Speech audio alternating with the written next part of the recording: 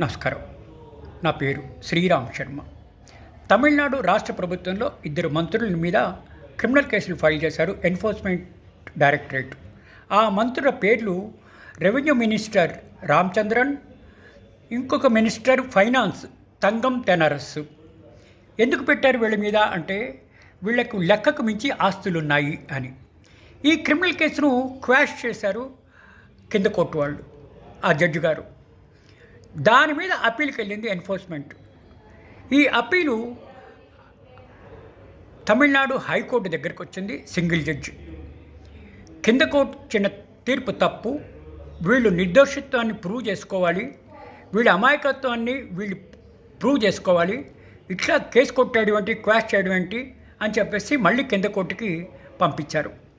వీళ్ళు ఎక్కడి నుంచి వచ్చాయి వీళ్ళకి డబ్బులు? వీళ్ళు మంత్రి పదవిలో ఉంటూ లెక్కకు మించి ఆస్తులు ఉన్నాయి, ఎక్కడి నుంచి వచ్చాయి ఈ డబ్బులు? ఇది వీళ్ళు చెప్పవలసిందే. ఇది న్యాయమైన డబ్బు అయితే ఇన్కమ్ ట్యాక్స్ కట్టారా లేదా ఇవన్నీ వాళ్ళు ప్రూవ్ చేసుకోవాలి. కానీ ఇట్లా కింద కోర్టు క్వాష్ చేయడం ఏంటి అని చెప్పేసి ఆ క్వాష్ చేసిన పిటిషన్ డిస్మిస్ చేస్తూ మళ్ళీ కింద కోర్టుకి పంపించింది వీళ్ళ నిర్దోషత్వాన్ని ప్రూవ్ చేయమని. Thank you.